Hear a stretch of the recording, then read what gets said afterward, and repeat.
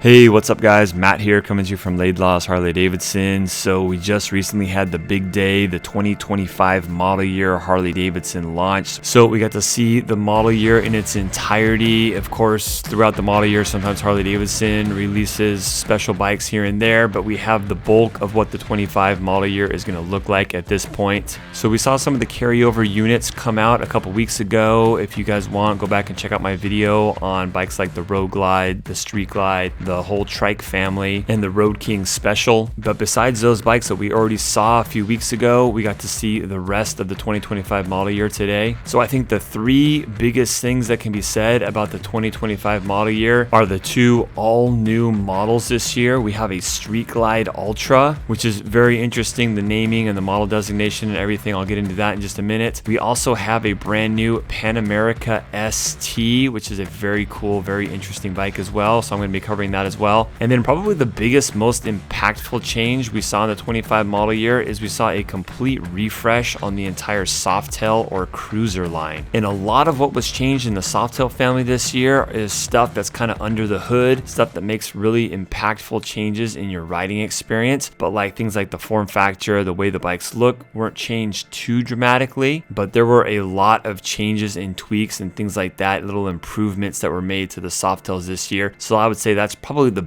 biggest collection of changes for the 25 model year, because in addition to that, a lot of the individual models were tweaked. So we're now left with 6 Softails as opposed to the 7 last year. So the Softail standard was discontinued in the 25 model year. So we're left with the Street Bob, the Heritage, the Fat Boy, the Breakout, the Lowrider S, and the Lowrider ST. So there's a lot to cover with the Softails. I'm going to be going over all that stuff. We got to see all the CVOs in their entirety. So there's 4 CVOs just like last year, the 24 model year.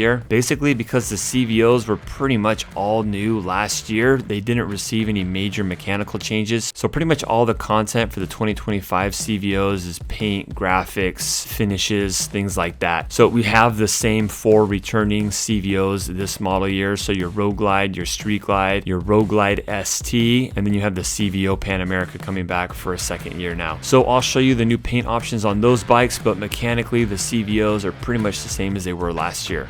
Alright guys, so let's start off first with one of the models that I think is going to get the most attention this year, and that is the Street Glide Ultra. And right away, I think that is a very interesting name and model designation. This is an FLHXU, and the reason I say that, and I think it's cool and I think it's appropriate, but the reason I say that is because forever the bike in this form factor with a Batwing fairing with a tour pack on the back has always been either an Electra Glide Ultra Classic or an Ultra Limited. The root bike has always been an Electra Glide, and I feel like that is now a dated name. The Electra Glide was given to the full dresser baggers back in the 60s when they came out with an electric starter, and so now obviously that isn't anything special. Everything's got an electric starter these days, but that name did hang around for a long time. The Street Glide was first introduced in 2006, and now that it's kind of become one of the main staples of Harley-Davidson's lineup, the Street Glide is now stepping in, taking the place of the Electra Glide as the root Batwing bike in Harley-Davidson's lineup, which this is content you guys are never going to get anywhere else. I'm nerding out here on the alphabet soup of Harley-Davidson, but you now have an ultra version of the Street Glide as opposed to the Electra Glide. So anyways, let's dive into this thing here. So we have brand new lower leg fairings on this bike here. So that is something that you can also get out of the P&A catalog this year. You need to purchase a lower engine guard that accepts these lower leg fairings, and you've got a taller windshield, 4-inch taller windshield on these bikes. The same wheel as we saw on the Road Glide and Street Glide last year. So you've got Harley-Davidson's Milwaukee 8 117 cubic inch center cooled engine, and that's the same engine that we saw on the Road Glide and the Street Glide last year. So it puts out 130 foot-pounds of torque, 105 horsepower at the rear wheel. And then of course you got Harley-Davidson's King Tour Pack. So the King Tour Pack is still the same. It wasn't a redesign. There was a lot of speculation around whether or not they're going to redesign the Tour Packs, but it is the same as the Rushmore model. However, this bike in its entirety is 50 pounds lighter than the previous like Ultra Limited, Rushmore fairing bike, or Generation 2 Limiteds. I will say, and something that I was surprised about, is they did not do speakers back by the passenger. The Limiteds have always come with a 4-speaker stereo system, and these did not, so I thought that was kind of interesting. But above and beyond just your regular Street Glide model, the Ultra also gives you a new seat, more comfortable for the long haul. You've got the saddlebag guards back here. You've got metal steel grills for the speakers, so a little bit more premium look. look in the cockpit up there. This bike does come with the embedded navigation already in the infotainment system. The Street Glide and the Road Glide, if you guys remember, you have to pay $350 to get that download to have the embedded navigation on those bikes. So this does come with it. So you have the dual outboard emulsion technology shock absorbers, 3 inches of travel, so similar to what we saw in the Road Glide and Street Glide last year. Definitely a big upgrade from the Rushmore models or the Gen 2 models. On those bikes, you just had a single outboard shock on them. These lower leg fairings are pretty cool. Obviously, they block the wind and the cold and things like that, but they've also got a nice handy dandy storage compartment in them as well for you to put your gloves, wallet, keys, whatever in here. You can get the Street Glide Ultra in both the chrome or the black trim. With the black trim, you've got 2 additional colors. So on the chrome, you've got the billiard gray, you've got the vivid black, you've got the blue burst, and you've got this pretty cool two-tone whiskey fire and vivid black two-tone. You've got those 4 colors on the black trim as well, but then you also add the Iron Horse metallic and vivid black, which is my personal favorite. I think this is just a beautiful machine right here. And then you've got one of Harley-Davidson's custom factory paints called the Mystic Shift. I kind of touched on this a little bit in my last video, but this is one of those really cool like chameleon colors that's going to change depending on the angle you're looking at it and the light that it's in. Really cool color. I can't wait to see it in person. So one thing about the bike that I think a lot of people will be happy to see is that it got a major price reduction when compared to the limiteds of last year. So this bike's coming in at a base price of $30,749. That's for a billiard gray one with chrome trim. Last year's limiteds, when you account for the RDRS, which is $1,100, which is a standard feature on this new 25 model year bike, you're looking just shy of $3,000 more. And I'm comparing that to a black one last year because last year they didn't even have chrome for the engine trim. So it's not a direct comparison, but even if you add black to the new 25, you're still almost $2,000 less, but you are losing out on some speakers. You don't have quite all the LED lighting in the new Tour Pack on this 25 either. Of course, those are things that I assume you'll be able to add in the future. Although I haven't seen any kits that allow you to upgrade the speakers and the lighting on the Tour Pack yet, I'm sure it's coming. But once again, I'll probably be one of the only people that are talking about this, but you are saving almost $3,000 off of the 24 model year limiteds. So there you have it, guys. We have a full dresser with the new Generation 3 body style. Last year, there's just a lot of questions about the Ultra Limited and the Road Glide Limited still being in the Gen 2 Rushmore fairings and body style. And there was a lot of speculation around whether or not they were going to redesign both of those bikes. I think the big kind of surprise for I think a lot of people is that they did not do a Road Glide faired limited or replacement like Road Glide Ultra. I don't know what you would call it. I guess if you're going off of how they named the Street Glide, you would call it a Road Glide Ultra, but they didn't do a full Dresser King Tour Pack version of the Road Glide this year. They did, however, come out with a kit that you can basically take a Road Glide, an FLTRX, and outfit it to give you the Ultra package. So that kit is going to include everything you need to convert your Road Glide into an Ultra version. So that's going to include the Tour Pack mounting kit in either black or chrome, passenger floorboards, heated grips, the engine guard required to mount the lower leg fairings, the docking hardware, of course, and then you'll need to buy the color specific Tour Pack and lower leg fairings that match your color. The lower leg fairings do have these adjustable wind vents in them that you can open and close, similar to old styles of the lower leg fairings. But if you want a Road Glide Limited, your best bet is to get that kit and kind of build your own or have the dealership build it for you. So I definitely have my own speculation as to why they didn't come out with a Road Glide Limited and a Street Glide Limited or Ultra in this case. Although I do think that these bikes definitely have their place in the lineup still, I just feel like they're becoming less and less popular with a lot of riders. A lot of the newer generation of Harley-Davidson riders are just buying the Road Glides and Street Glides and aren't getting the fully equipped touring machines off the showroom floor anymore. A lot of time they're just building their own how they want to build it. They're buying the Tour Pack, whether that be the King or the Chopped, and they're switching out seats and windshields for their use case. But I'm finding that over the last 20 years, people are buying less and less of these full dresser limiteds, ultras, whatever you want to call them. So I wonder if Harley-Davidson Motor Company is like, okay, well, let's do an experiment here. We'll come out with one of the fairings and we'll make the other one kind of a build your own, and let's see what people do. Does the Street Glide Ultra sell really well, or are we seeing more people buy the Street Glide and outfit it with a kit and Tour Pack more, and vice versa with the Road Glide as well? Are people buying these kits to outfit their Road Glides? So it might be a little bit of a market test. I don't know. Let me know what you guys' thoughts are. So do you guys feel like they should have both of these models side by side, the Street Glide Ultra and the Road Glide Ultra? I'll just speak for our dealership. I don't think there's enough demand for two different models that come with the full Tour Pack and lower leg fairings and everything.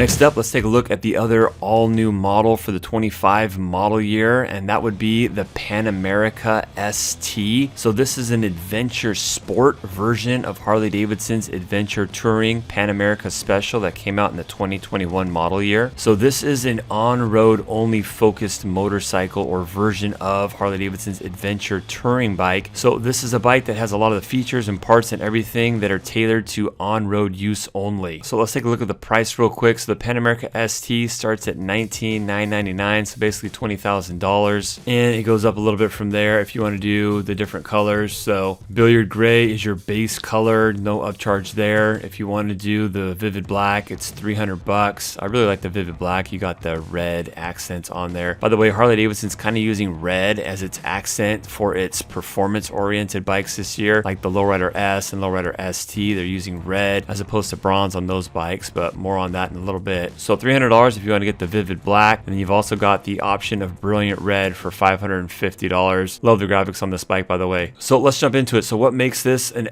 ST as opposed to the Pan America Special, and what makes it more road focused and performance focused for on-road exclusive use? So first up, we got a wheel change. The front wheel on the Pan America Special is a 19-inch wheel. This has a 17-inch front and rear wheel. Cast aluminum wheels, you no longer have the option of getting that laced wheel like on the Pan America Special for $1,000. So the smaller wheel, especially with the symmetry of the back, is just going to give it a nicer, more agile, quicker handling bike overall than if you were to put up that 19. The 19-inch wheel is better for rolling over obstacles off-road, so that obviously that isn't applicable to the use case of the ST. And then we just tore off a lot of the heavy stuff that comes on the Special. You no longer have that mid-chamber on the exhaust. I don't know if you guys are familiar with that or not. There's like this mid-chamber on the Pan America Special. They took that off, saved a little bit of weight there. You no longer have the center stand on this bad boy, so that saves some poundage there. Of course, you won't be repairing your rear wheel on the side of the road anymore. You don't have the brush guards that are there in case you tip over or something off-road. You save 27 pounds on this thing, guys. So the running order weight is 542 pounds, 27 pounds less than the Pan America Special. So you got things like the smoked, chopped windshield on here. You do still get the heated hand grips on here, just like the Pan America Special with the 3 different intensity levels. However, you did lose the hand guards, or what they call the hand wind deflectors. You've got a lowered suspension on this, so the suspension overall is reduced 3/4 of an inch on this bike, and you combine that with a new seat shape as well. So this is a 2-up 1-piece seat as opposed to the 2-piece on the Special, and it's also lowered by 1/2 inch. So you combine that with the lowered suspension, this is about 1.5 inches lower than the Pan America Special, which gives it a lower center of gravity. Something that's really cool about this bike as well is you have the quick shifter as standard equipment on here. So the quick shifter, for those of you who aren't familiar with it, you basically, when you're ripping on this thing, you don't have to pull in the clutch to shift. You just bang that gear up or down. Super fun, by the way. I've ridden a couple of these Pan Americas that have the part and accessory installed on it after the fact, and it almost seems like you're going to damage the bike the first time you use it, but as soon as you kind of get used to it, it's super fun to ride. You just rev this thing up to 6, 7, 8,000 RPM, and you just keep it on the throttle and just bang the gear up, and it just automatically cuts the power to the rear wheel and makes a smooth transmission shift. It's really cool. So you got that as standard equipment on this bike. Of course, you have the Harley-Davidson Rev Max 1250 power plant, so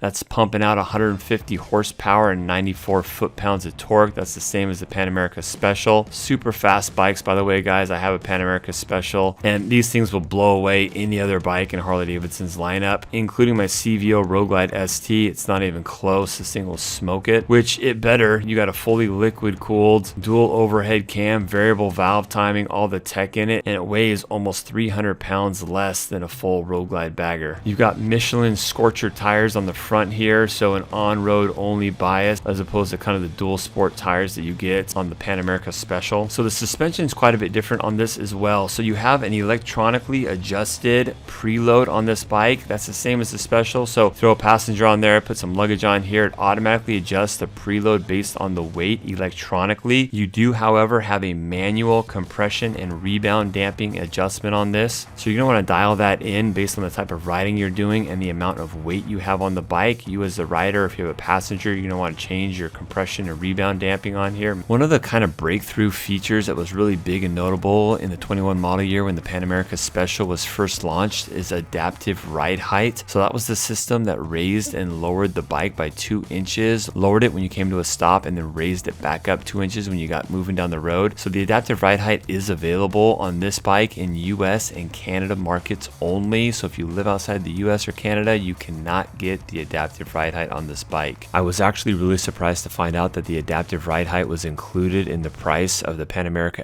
ST, the MSRP of $19,999. On the Pan America Special, it's still a factory option, and if you want that option, it's $1,200. So to get the adaptive ride height included in all the US and Canada bikes without a bump in MSRP, it makes this bike an even more attractive value proposition. I like the aesthetics of this as well. You got an all blacked out power plant on this, which is quite a bit different than the Pan America Special. I'm not going to repeat a lot of the stuff that comes on the Pan America, guys, because I've covered Pan America a lot in the past. You've still got the same inverted front forks with the dual Brembo front brakes. You got the monoblock brakes, radially mounted, 4-piston calipers, 320mm front rotors. This thing stops very well. It's got all the fancy rider aids, ABS, traction control, torque drag slip control. It's got the 6-axis IMU that gives it all cornering enhanced on all the things I just mentioned. You got all the ride modes. You know, it's interesting, guys. Every year I hear people kind of saying like, oh, where's the Bronx? You know, give me the Bronx. I want the Bronx. And really, I think it's like the same like 10 or 15 people that like to go on the chat room and complain that Harley-Davidson hasn't released the Bronx. But guys, if you want the Bronx, this is your bike right here. Don't get me wrong, this isn't a street fighter. It's got a larger wheelbase. It's got taller suspension on it, but it is basically an upright sport bike. This thing is an absolute beast on the road. It has the RevMax motor. It's the 1250 version of it, not the 975. So this would spank the Bronx if the Bronx came out. Yeah, it's probably at a higher price point than what was initially anticipated for the Bronx, although Harley-Davidson never really came out with a price point.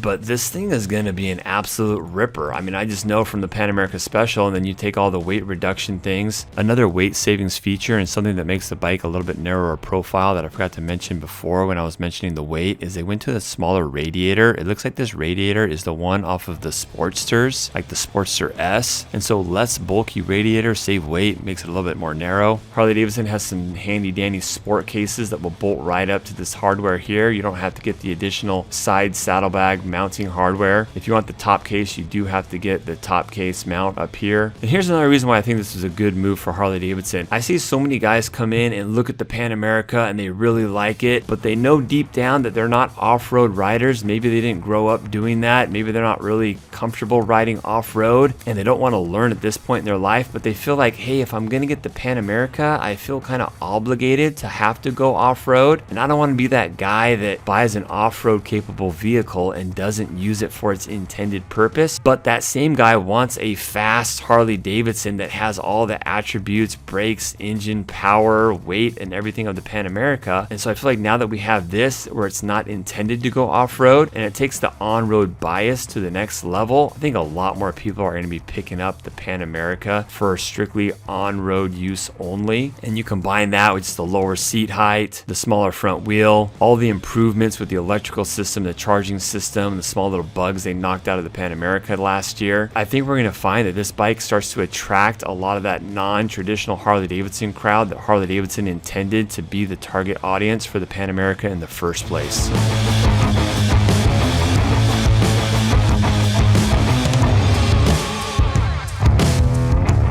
So next up, guys, we're going to talk about a collection of changes that are probably going to be the most impactful in the 25 model year launch, and that's because they're being applied to all of the cruiser or Softail motorcycles this year. So that's 6 different models because they did eliminate the Softail standard this year. So Harley-Davidson is completely changing out the electrical architecture on all of the Softails. So that's new wiring harnesses, etc. We saw this new electrical architecture first introduced with the Pan America, and then it came out on the Sportsters, and then we saw it in the 23.5 model year on the CVO Road Glide and Street Glide, and then we saw this electrical architecture being introduced on the Road Glide and Street Glide in the 24 model year. So with this new electrical architecture, it's going to introduce a lot of features that were previously unavailable on the Softails or Cruiser lineup. And then on top of that, Harley-Davidson has 3 different variations of the new 117 Milwaukee 8 engine. So all of the Softails in the lineup get the 117 cubic inch engine. Yes, granted, bikes like the Lowrider S and Lowrider ST last year had a 117 cubic inch, but this is the new version, the sensor cooled Milwaukee 8 with new heads on it. It is still oil cooled, so that is one difference between this and like the Road Glide and Street Glide, is they have a center cooled motor with new heads on them, but that is a water cooled design. So you still have the same form factor of oil cooler right there between the 2 down tubes of the frame in the front there, but it does circulate the oil in a more efficient manner, making these bikes run a little bit cooler. So like I mentioned, there are 3 different variations of this 117, which is something that's pretty new as well in the Harley-Davidson world. Usually within any one family, you have like different displacement variations, but very rarely you're going to have different tunes and completely different power deliveries based on the model. So that's what Harley-Davidson did. They broke up the 6 Softails in 3 different categories. So 2 bikes per category. The first category is Classic. This is where they have the Street Bob and the Heritage in the Classic setup. So you've got that pan style air cleaner lending to that Classic name. And although all of these bikes' power has been increased over last year's models, the Classic bikes of the 3 categories have the most just kind of rider friendly, mellow power curve on them. And so what Harley-Davidson tried to do was they tried to tailor the tuning of the motorcycle based on the style and the rider of that particular model. So as you move up to the custom classification, which is the Breakout and the Fat Boy, they fall underneath the custom. They've got that style of air cleaner that we first saw on the Road Glide and the Street Glide last year. And the custom classified Milwaukee 8 is a little bit more aggressive with the power delivery. It has slightly more peak horsepower and torque than that of the Classic. And then the next step up is the high output motor. So the high output Milwaukee 8 is found on the Lowrider S and the Lowrider ST. Once again, you take another small little bump in peak horsepower and torque on this. You have that heavy breather intake air cleaner on there, and the power curve just favors a little bit more of that aggressive throttle action. You're gonna get more of that mid-range all the way up to high RPM power. The high output motors are gonna pull all the way up to 5,000 RPM. So the high output motors are gonna be tailored a little bit more to the throttle jockey type of riders. So let's get back to the new electrical system. So with the new electrical system, that's gonna give us a lot of options that we didn't have before. So first off is the ride modes. So all the Softails have ride modes. That's gonna be your rain mode, your road mode, your sport mode, and the ride modes are gonna tailor a lot of different things. So they're gonna tailor the things like the power delivery, the engine braking, the rider safety enhancement, engagement, or intervention, which leads me to another feature. The Softails now all have that suite of electronic safety enhancements previously known as the RDRS, the Reflex Defensive Rider System. Some of the touring models actually still have that, like the Road King Special. It's an option, but basically that's things like your traction control, your torque drag slip control, your ABS braking, and all of those things are lean angle sensitive or cornering enhanced, as they call it. And that's done by a piece of hardware called the 6-axis IMU. So the Cruisers all have that IMU, and you combine that with the wheel bearing sensors, and now you just have more electronic aids to make sure your tires have traction on the ground, basically. You've also got TPMS, or tire pressure monitoring system, which is huge in my opinion. Riders need to check their air pressure every time they ride, and this is an easy way of doing it without pulling off your valve cap and checking it manually with a pressure gauge. So tire pressure monitoring for me is huge. All of the Softails this year have retuned suspension, and this is one of those things that very few people are talking about because people just don't know. But in a nutshell, they went from a progressive rate spring to a straight rate spring on all of the Softails this year. Now for you suspension junkies out there, I think we all know there's pros and cons to either progressive or straight rate springs, but Harley-Davidson has tuned it in a way where they feel like the straight rate was the way to go this year. And theoretically, what that's going to do is really help out a lot with the real harsh stuff, like the big bumps or the big drops in the road, things like speed bumps or expansion joints out on the freeway. So this is actually one of the big things that I'm going to be looking for when I test ride all of the Softails this year. Be looking for that, by the way. I'm going to be doing very in-depth reviews on all of the Cruisers or Softails in the 25 model year. And for me, suspension is a big one. I'm really going to be checking out this straight rate spring and all of the new Softails and seeing if it is an improvement, because honestly, I didn't think the Softails were that bad previously. So So if they're better now, that would be great. Another thing with this new electrical setup is you have new gauges on all of these bikes. So you've got the big gauge in the center console on the Heritage and the Fat Boy, but all the other bikes like your Street Bob, your Breakout, your Lowrider S, Lowrider ST, you've got that smaller 4-inch gauge, which I think is the same gauge that came on the Nightster originally. Basically, you've got an analog or needle speedometer, and then you've got a smaller little embedded LCD screen that's going to show you things like your RPM, your odometer, your trip meter, your tire pressure, I'm assuming is going to be right there as well. And you've got that mounted on top of the handlebars. I think it's going to be good. You've got kind of that old school sport orientation of the gauge cluster mounted up on top of the handlebars, which I think is very nice for a lot of the models, especially like your Lowrider S and Lowrider ST. I think for like the Breakout and the Street Bob, I think those bikes are very much like a less is more type of a bike. And so a gauge on the top of those two bikes, my initial reaction is it might be a little bit out of place. I kind of like that really small electronic footprint on the Street Bob and on the Breakout, or just that small little LCD screen that was embedded in the top riser clamp. But we'll see. You know, I can't wait to get my hands on all of these bikes and do an in-depth review on all of them individually. A couple other things, you got all new hand controls like I mentioned. They're going to look very similar to like the Sportster lineup hand controls. You've got cruise control standard on all of the bikes, which is pretty nice. This new electrical architecture is just a lot more modular. It's easier to add additional electronics equipment. You've got LED lighting all the way around the bike. So your tail lights, all your turn signals is all LED lighting now, which is super nice. The USB port on the left-hand side down there near the front of the tank is now a USB-C port, something that I think gets overlooked quite a bit. I don't know how many people that use that. You've also got an adjustable front brake lever. You can kind of adjust the throw of the lever, how far away it is from the front grip. For those people that have smaller hands, you can move it closer to the grip and vice versa. The new gauge cluster was also important as well because they added new indicator lights in there, things like your ride mode indicators. The tire pressure monitoring system will tell you like when your tires are too low of tire pressure. If you add heated grips to these bikes, which is easier than ever, it will show you an indicator for your heated grip intensity level if you get those installed. But that's kind of a mouthful. A lot of changes to these cruisers. So like I mentioned, these changes that I'm mentioning is probably going to affect the most amount of people because they are improvements made to 6 of some of the best-selling bikes in Harley-Davidson's lineup. So now let's jump into the models individually. I'll give you a little bit of a breakdown on some of the cosmetic changes that happened as well, and some of them had a few minor body changes as well.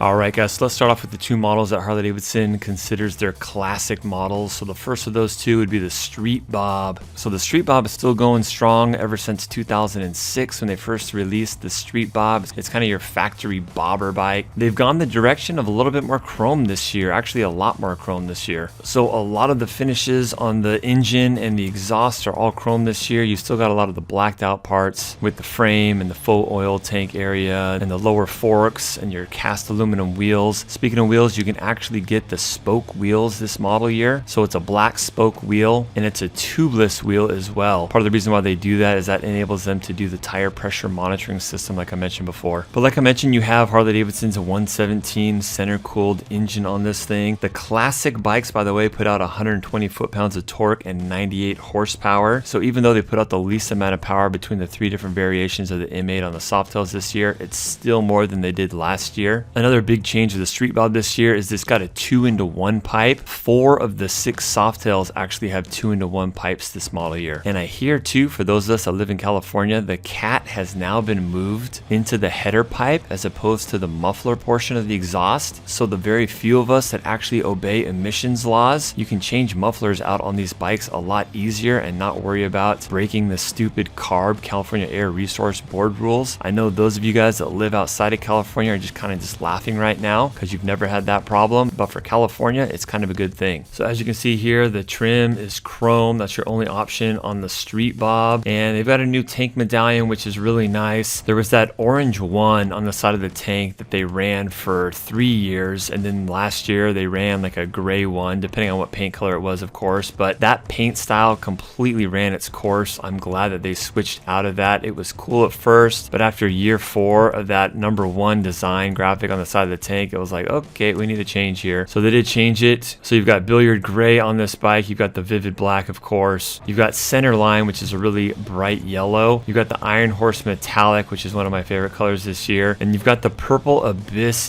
denim. So you got the denim purple on here. So you can go cast wheels or you can go the laced wheels. Here's your laced wheel option. Like I mentioned, LED lights all the way around, front and back. I think this is the P&A LED light that they've offered now for 3 or 4 years, which is a a really nice, cool like halo, like running light. Then it turns amber when you hit the turn signal. It's really cool. Seat looks the same. Tank shape looks the same. 3.5 gallon tank. 2-in-1 pipe. I think that's really cool. Still got like the mini ape hanger look on the street bob, which I think is very appropriate for this bike. The ridge seat. You got the passenger seat as well. If you got a passenger that wants to go on a 10-minute ride, that's going to be adequate. Starting MSRP on this bike is $17,199. Next up, we've got the longest running bike in the Softail family of the 6 bikes that we have, and that would be the Heritage Classic. So the Heritage Classic gets the motor that is implied, the classic version of the M8 117 cubic inch. So the Heritage has a starting price of $22,999 this year. And it looks like you got a few things like refreshed badging. You have that 2-in-1 pipe like I mentioned earlier, which is interesting for sure. I would never think that the Heritage would get a 2-in-1 pipe, but I think it works. It looks good. They've definitely got a combination of chrome and black going on this year. So black exhaust, chrome rocker box covers, air cleaner cover, cam timer cover, chrome headlamps here, but you got black forks. If you go with the mag wheel option, you got black mag wheels. You can get the wheels in a laced version as well, but the Heritage remains the classic touring capable Softail option. You've got the windshield on here. You've got the additional lighting up front, a little bit softer seats, a little bit better passenger comfort as well. Floorboards on this bike as well. The Heritage and the Fat Boy are the only 2 bikes in the Softail lineup that have the floorboards. So here's a shot of the cast wheels. You can only get the cast wheels in black. If you want the laced option, it is a tubeless spoke wheel, once again to allow for that tire pressure monitoring system. Don't have to worry about tubes when you're changing either, which is kind of nice. Personally, I like a Heritage with a laced wheel. I think it's more in line with that classic styling that has always kind of been synonymous with this style of Harley-Davidson, the Heritage. As far as colors go, you got the billiard gray. You've also got the vivid black, of course. The badge on the tank is nice. It's a good little refresh there. You have the white onyx pearl. Kind of like that color. The white onyx pearl looks sharp. And then the iron horse metallic, which is pretty good color as well. And then you got the two-tone, the whiskey fire, and the vivid black for $850. And that's pretty much it for the Heritage. You can see like the LED light in the rear is a new design, kind of nice. I can't wait to see that in person. The primary cover following that same trend of a black and chrome mixed finish on everything. It says officially that the trim is black, which is kind of interesting because I think there's just as much chrome on this thing as there is black. Let me know what you guys' thoughts are in the comment section. Do you guys like the new finishes, the combination black and chrome on the Heritage? Let me know what you guys think. So next up, let's jump into the custom category, which would be the Fat Boy and the Breakout. So we'll start with the Fat Boy here. So the Fat Boy is coming in at $22,599, and there weren't too many body changes on the Fat Boy. So obviously you have that new M8 with the center cooled motor, the new electrical architecture, switch housings, LED lights all the way around, everything that I've already kind of mentioned that pertains to all the new Softails. You do have a new tank badge on the Fat Boy this year, which looks cool, like almost like an Art Deco look or something. So let's take a look at the available colors. You know, the Fat Boy doesn't really have a tail light. It uses the turn signals as both turn signals and running brake lights, so those new LEDs are going to look good on the Fat Boy. So billiard gray is your base color with no additional upcharge. Vivid black for $350 looks good. What do you guys think about that air cleaner? Again, that was the air cleaner that was first released with the Road Glide and Street Glide last year. I think it looks good. I think it definitely looks appropriate on the Fat Boy, kind of your muscle cruiser style. And then you got the blue burst on here. Wheels are the same on the Fat Boy as well. Nothing changed there. So I will say too, the custom version of the M8, so your Fat Boy and your Breakout, they have this staggered exhaust. So those 2 bikes have the staggered exhaust. All the other bikes have the 2-in-1 pipe this year. Last color is the Whiskey Fire Vivid Black. So not too many changes with the big 240mm rear tire bikes, or your custom motorcycles as they're calling them this year. The custom variation of the Milwaukee 8 puts out 126 foot-pounds of torque. I think it's right around like 100 horsepower or so. So a little bit of a bump over your classic M8 variation.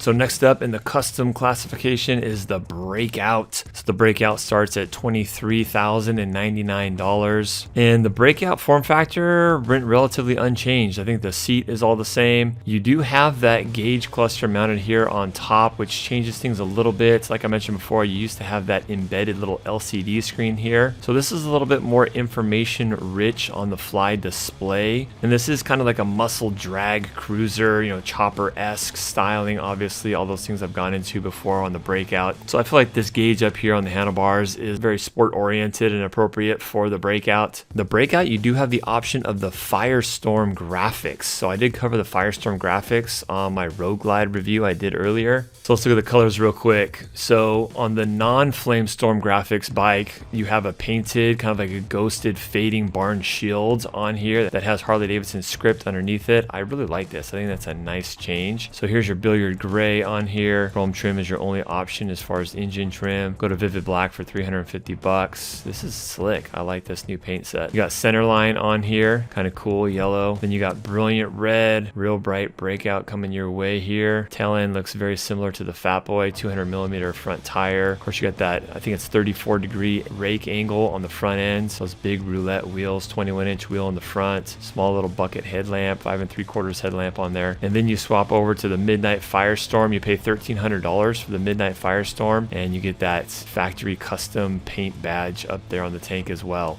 All right, so next up we've got the Lowrider S. Now the Lowrider S and the Lowrider ST have some pretty decent cosmetic changes on them, as well as all the other things that I've already mentioned. So you're coming in at a base MSRP of $20,499. And right away, as you guys can see, you've got the 2-in-1 exhaust like I've been mentioning already. You do not have the bronze highlights on the wheels and the rocker box covers and throughout the bike anymore. So for about 4 years, I want to say bronze was used as kind of like their performance highlight on their performance oriented machines like your Lowrider S and ST even. And now they've kind of gone away from that, which I think is kind of a good change. You know, they have a few little red highlights on the air cleaner cover and the cam timer cover and everything. And although I think the bronze wheels were cool, I think a lot of people now will just like just the solid black wheels. I think it's a nice welcome change that a lot of people were kind of hoping for. I think the bronze had kind of run its course a little bit. So the two Lowriders have the high output Milwaukee 8 117 cubic inch, the heavy breather intake there. You've got that 4-inch riser with the 1-inch rise moto bars. Gauge up top is cool and kind of in line with what we've seen since the 22 model year when they relocated the gauges from the dash up to the top of the handlebar clamps up there. You still have the same radiate wheel, even though it's not bronze anymore. Lowrider S has always been kind of known since the 20 model year anyways for its 43 millimeter inverted front forks, dual disc brakes up here. The high output 117 puts out 128 foot-pounds of torque, and I want to say it's like 105 horsepower. And like I mentioned before, this engine favors a little bit more of an aggressive throttle input from the rider, continues to pull all the way up to 5,000 RPM. So this is a bike that you're going to want to run at a higher RPM. It's got that new LED tail light back there, which looks pretty cool. Let's take a look at the colors real quick. So trim is black, obviously. So you got the billiard gray on here. You've got the vivid black. The vivid black is sharp because you got the red writing on here that matches like the air cleaner cover, the little barn shield, and the cam timer cover. Vivid black's 350 bucks. Brilliant red. It's a loud bike. That's cool too. I like it. Iron Horse metallic. This is a sharp color as well with the red writing on here, much like the vivid black. And then the Mystic Shift. So Harley-Davidson throwing one of the factory custom colors at the Lowrider S. I'm liking it with the contrast with the black. This looks pretty sick. I like it. And you got the badge instead of the painted on Harley-Davidson. Mystic Shift, you're paying 1,200 bucks to get that paint though. So a little bit of a premium price tag on that one. Ooh, you got nice little 117 red writing on the derby cover as well. I think the Lowrider S is going to continue to be a fan favorite and a very popular seller this model year. So let's jump into the last but definitely not least. I think the Lowrider ST is already getting a lot of attention this model year because some of the big cosmetic options you have on this bike, namely chrome trim on here. That, and we now have symmetrical saddlebags in the rear. I'm going to jump into that in just a second, but starting price on this bike is $24,199, and the same with the Lowrider S. You no longer have the bronze highlights throughout, so blacked out wheels, none of the bronze on the engine there, so everything's just kind of taking that black route. You do have the chrome highlighted pushrod tubes and lower rocker box covers there. So every year there's a lot of pictures shared on the internet when the new models come out, and I gotta say this bike, the Lowrider ST, had a lot of shares with the chrome trim. So this year Harley-Davidson is applying the chrome trim as an option to the Lowrider ST. You actually pay $1,100 to get the black trim on this bike. So if you're getting a black on black Lowrider ST, you're looking at a significant upcharge when compared to the 24. But looking at chrome, this is the billiard gray, which I think this is a decent combination, and you can get the chrome with 3 different paint colors. I like these two a lot. So you can get but the vivid black. You've got this really cool nostalgic wing graphic off the motor Harley-Davidson cycles. Emblem on the side. This is real classic, very cool. Kind of dates back to the 80s, so that's really sweet. And then the blue burst. This is the bike that's getting a lot of attention. This picture right here, this computer generated image, is not nearly as good as what I've seen some of the pictures like online and some of the roller shots that I'll post up here. This color is sick, you know, with that wing graphic and everything with the chrome. And I don't know if it's just because chrome is new and different and fresh, but you know, you see you also got the chrome wheels here as well, like the contrast cut chrome wheels on there as well. You got the chrome bars up here. So let's take a minute and take a look at the rear bags back here and the beautiful symmetry. This was made possible by the 2-in-1 exhaust. And I don't know if Harley-Davidson was like, hey, we got to do a 2-in-1 exhaust for the Lowrider ST, and oh, we got to justify it, so let's put the 2-in-1 exhaust on 3 other bikes as well. I don't know if that was kind of the methodology. Doesn't really matter because we wanted this. A lot of people wanted this. And honestly, the right saddlebag being a little bit shallower than the left never really bothered me that much, but it did bother a lot of people, especially since a lot of people were taking off the staggered dual exhaust and just putting a 2-in-1 on there anyways, which increased the gap between the bottom of the saddlebag and the exhaust quite a bit and kind of accentuated that smaller saddlebag on the right hand side. But now you have the chrome and it's less expensive. I think it looks good, but you know, I'll be honest, the black still looks really good on the Lowrider ST, especially if you're going with the billiard gray. I like that billiard gray. You have the old school Harley-Davidson race with the dropped H graphic on here, the same as the Lowrider S, and the red highlights on the breather and the cam timer cover. Here's your black on black with the red. This is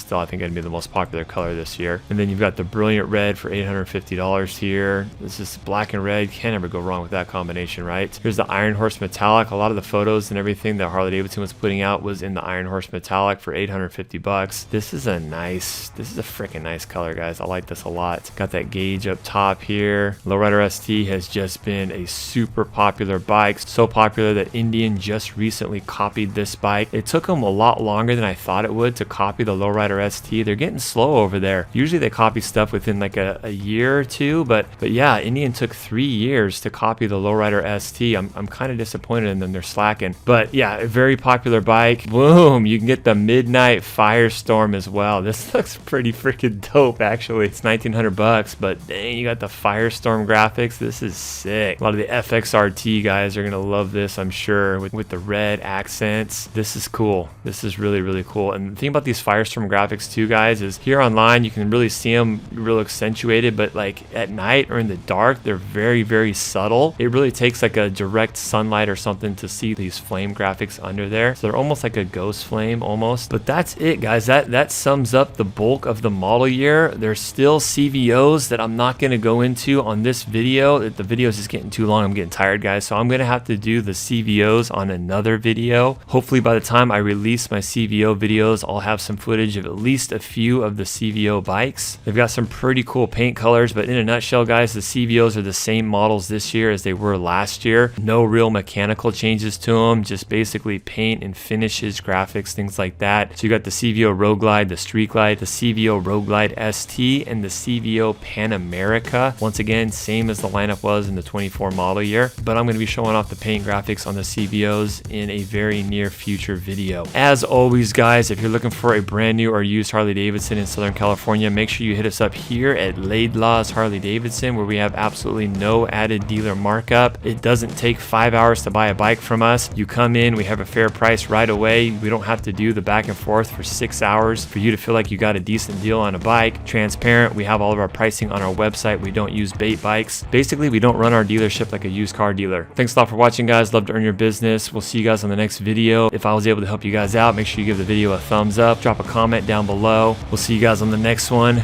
Later.